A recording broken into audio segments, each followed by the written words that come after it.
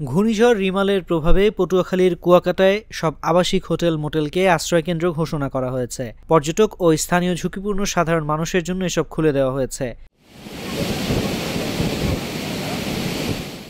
রোববার Kuakata hotel motel owners অ্যাসোসিয়েশনের secretary general M A Motaleb শরীফ জাগো নিউজকে এ তথ্য জানান। তিনি জানান, উপকূলীয় এলাকায় প্রতিবছর কম বেশি ঘূর্ণিঝড় আঘাত হানে, তাই সাধারণ মানুষের নিরাপত্তায় আমরা ঝুঁকিপূর্ণ সময়টাতে বেশিরভাগ হোটেল মোটেল খুলে দেওয়ার ব্যবস্থা করি।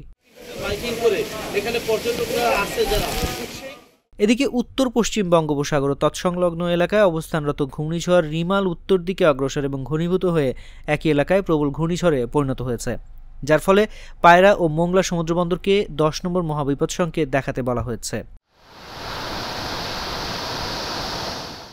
আবহাওয়া অফিস পটুয়াখালী কার্যালয় সূত্র জানায়, মোংলা সমুদ্র বন্দর থেকে 330 কিলোমিটার দক্ষিণে এবং পায়রা সমুদ্র বন্দর থেকে 295 কিলোমিটার দক্ষিণে অবস্থান করছিল। এটি আরও উত্তর দিকে অগ্রসর হয়ে সন্ধ্যা বা মধ্যরাত নাগাদ মোংলার নিকট দিয়ে সাগর আইল্যান্ড খেপুপাড়া উপকূল অতিক্রম করতে পারে।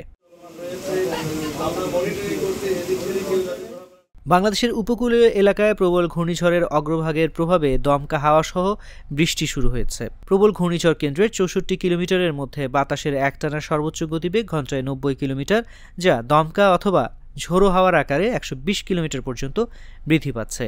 প্রবল ঘূর্ণিঝড় কেন্দ্রের নিকটবর্তী এলাকায় সাগর বিক্ষুব্ধ রয়েছে।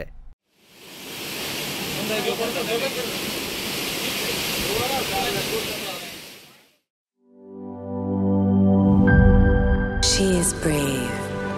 She is free. A generous soul with many possibilities. Blazo Skin.